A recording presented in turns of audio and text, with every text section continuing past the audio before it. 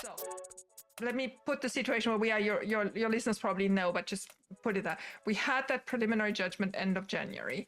Then in February we did that in 4 days collection of shareholders who wanted with us, with Amy and me, mission the board to now take action. Meaning we interpreted that preliminary judgment to the point that the compensation package from Elon was rescinded, and we wanted the board to reinstate it. So we asked to fill out a survey. Amy and me thought we hopefully had about 100 co-signers when we would send that off, and we wanted it to go quickly. So we gave ourselves 4 days from a Saturday to a Tuesday. So there was a weekend included, which obviously has much less activity on X than days where the stock exchange is open. So we did that in 4 days, and we got nearly 6,000 signers. I mean, this was just mind-boggling. And then I'm used to using surveys in my day job, so we did that on SurveyMonkey, and SurveyMonkey is very good in extracting this and letting you do tables and all that. So I was very quickly able to put this in a presentable form, and we had lots of confidential information. I mean, people gave us the number of shares they were holding, where they were holding them, their names, their addresses. So these people trusted us a lot with that data, and I really want to thank them. So that was February, and we sent that to the board of directors of Tesla, missioning them with 2 things. One, do anything you need now to reinstate that compensation package. That is our order as shareholders to you, board of directors. And the second, which obviously followed up on Elon's posts about moving out of Delaware, we didn't want to go all the way already saying you have to go to Texas, but we said, please look for ways of how to leave Delaware the soonest possible to the best state that can accommodate us. So these 2 points were sent on that famous Tuesday in February to Tesla's board. And I think that was actually crucial, because that gave Tesla the order. They also got some individual letters from other shareholders, but obviously this was huge because it was nearly 6,000 shareholders. It was more than 29 million shares, if I remember right. And I had to take out some Tesla Q stuff who thought they were funny participating with 42 million, whatever. So anyway, so after cleaning it out, it was close to 30 million shares.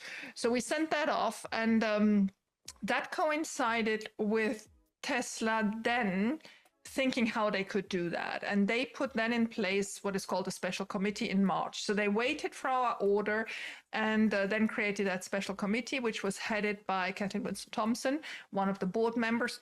Adorable lady. I mean, I met her at the shareholder meeting. I so much respect for her. And she hired lawyers to help her in this task that the shareholders asked her to do.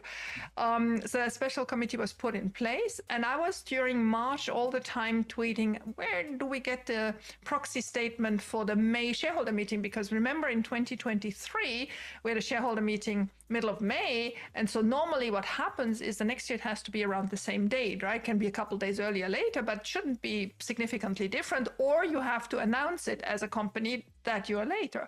So they had a time line to respect. And I was curious because I wanted to know, could they put the vote in there? Could they put the moving out of Delaware in there? What else was going to be there? And so that finally came only end of April. So what did we do between all that time is we asked our co-shareholders to write letters to the Delaware court, to the judge. And so some sent emails, some sent letters. She considered about 1,500 of them, 1,300 letters, and about 200 emails.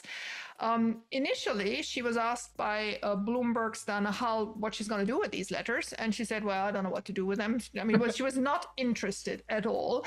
But by end of May, she actually had to include them in the court case, and they became public. So we're about 1,500, and they had to go and reach out to Broadridge, the company that helps for Tesla to understand who are Tesla's shareholders.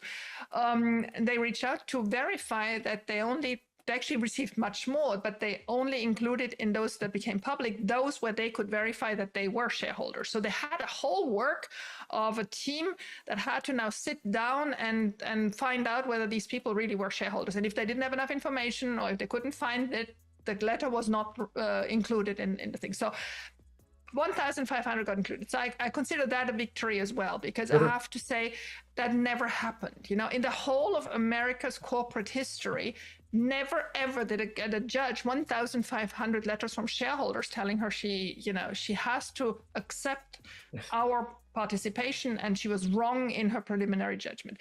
So that all was going on. So what happened actually on the judicial side since end of January? So when she published that, plaintiff's attorneys end of January were jubilating. I mean, the guy was, I'm not even going to say his name, I don't want to have any bad karma, was walking around all the TV channels he could, explaining that this was justice and whatever. Obviously it was not. And then they had to, within a couple of days, bring forward their fee claims, right? That's always the way it goes. So we have this preliminary judgment. We had a couple of days later, I think it was beginning of February, their fee claims, which were so modest. I mean, they explained to us how modest it was because it was only 29,400,000 shares, which was less than 10% of what they made us gain by canceling the 300 million shares that Elon had. Well, guess what? Elon worked for his 300 million shares and we all profited from it, and you're just suckers. I'm sorry for my English. So there we are. So that was that fee claim. And then if I remember right, there is Delaware law that then you have 120 days from there that you, so that means about 4 months, that you have to do the hearing on these fees. So you have a couple of intermediary steps. Tesla says this is impossible.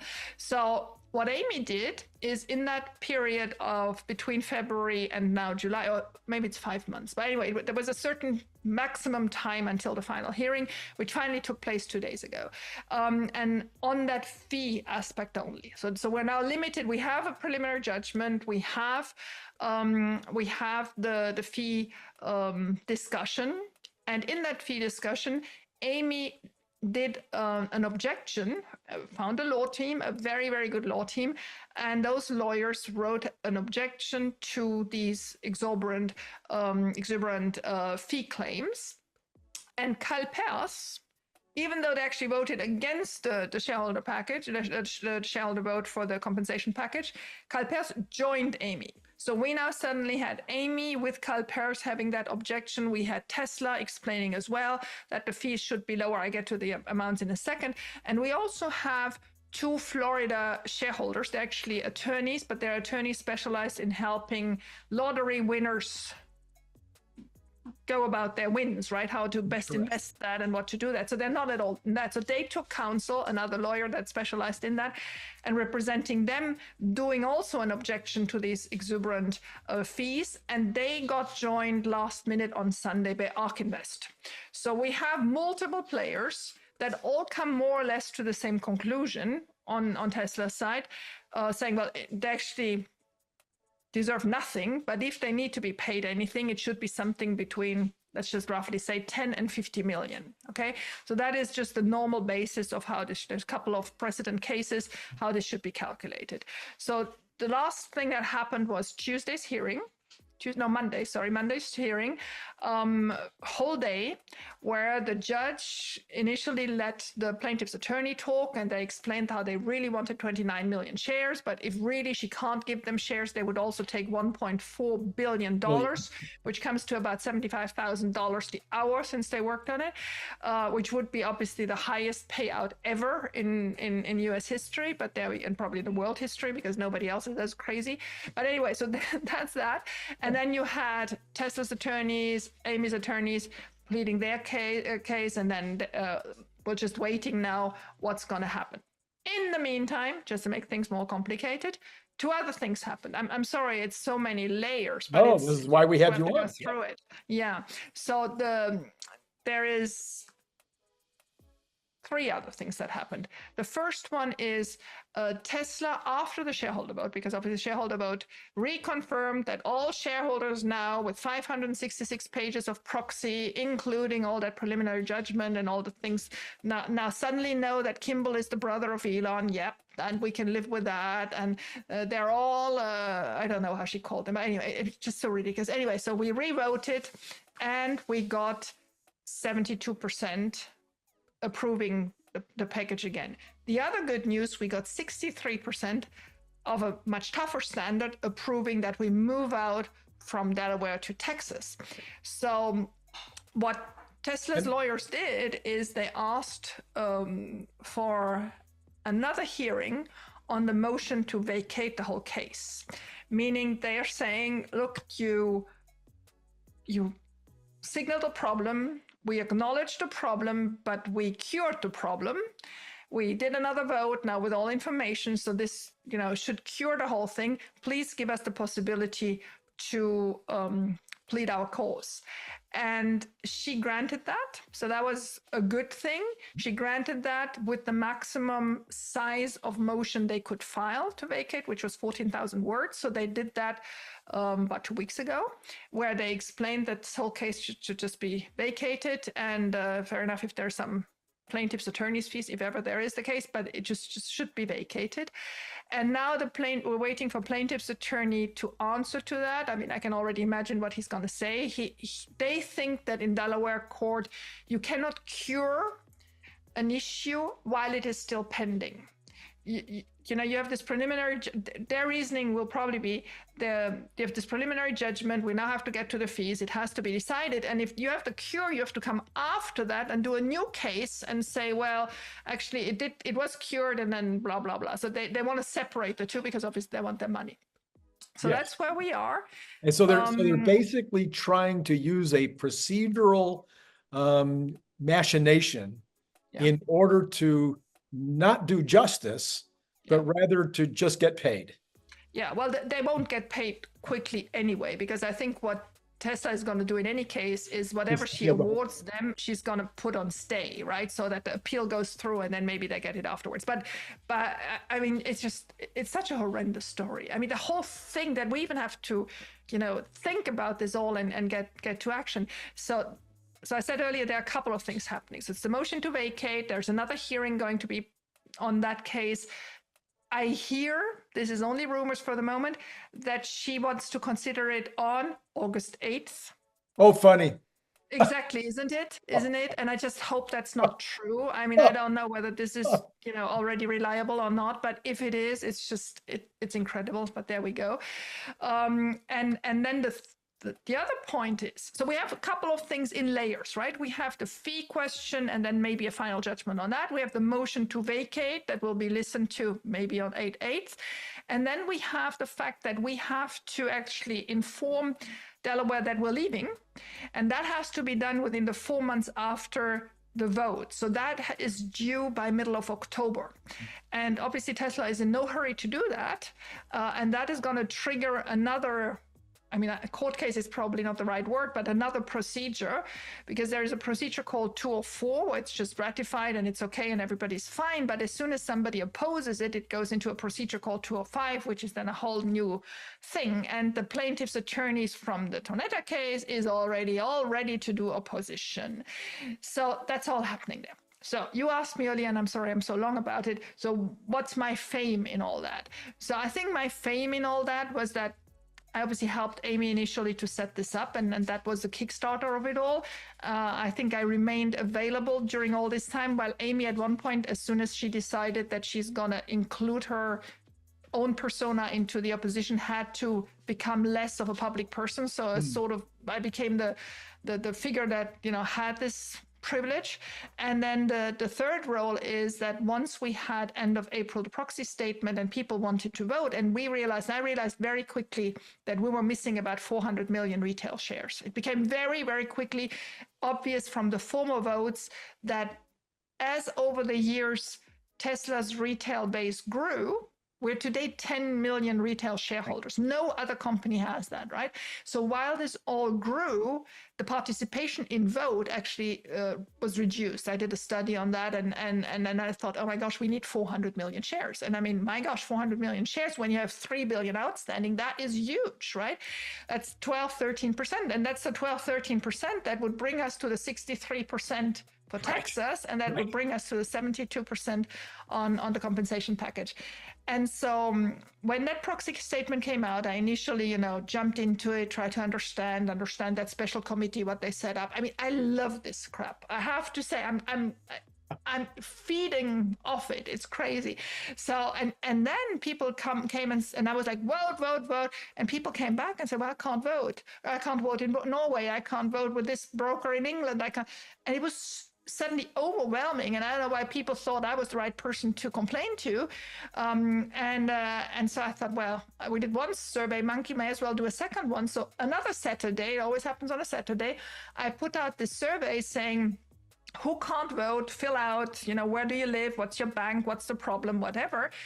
And within half a day, and that one got reposted and pinned by Elon. That was my first pinned post by Elon. I mean, not that I had much time to have the leisure of looking at it, but there I was. And so half a day later, we had already 1,500 responses. In the end, we had 4,000 people responding, which corresponded to more than 40 million shares. So I was thinking, oh my God, if we can get in 24 hours, it was 48 over the weekend. If we can get in 48 hours, 40 million shares, and we need 400 million, right? That was my goal. I mean, it just seemed so far, but I thought, my gosh, we're sitting on something. And so that Sunday, I wrote an article about, okay, here are the 15 banks that are currently having the biggest clusters of issues, where there are the most shares, where there are the biggest problems, where it just doesn't seem easy to solve. And Elon picked that up again and reposted and repinned and quoted it and said, Tesla is gonna reach out to all of these and we're making possible to vote. That was on the Sunday. Wow. And on the Monday, so I mean, all I did was 2 surveys, right? I mean, good job, but I mean, all it was, right?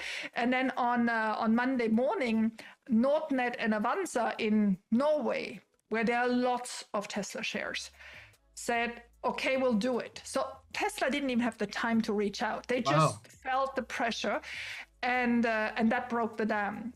And then from there on, well, I can tell you one thing. So at the end of that survey, we had about 4,000 people complaining, and in the end, it was about 60 million shares, right? By the time we really closed the survey, but we'd already done all the analysis and things have started moving. Now I did a new one. I'm going to publish those results next week. On the new one, we only have now 500 people that could not vote, right? So we 90% of issues we were able to address. Yeah. They're not permanent. They're not permanent solutions. There's still lots to be done, and we're working on that. But the issue that was there, we could solve it to 90%. And that brought in 420 million more shares. Can you believe it? It was just crazy. And you can actually see it in the numbers exactly how much it was. And nobody has ever been able to mobilize retail shareholders like that. The average take rate of shareholder participation is below 30%. Right. And ours was way above 70%, way above. Yes. It's just absolutely an amazing story.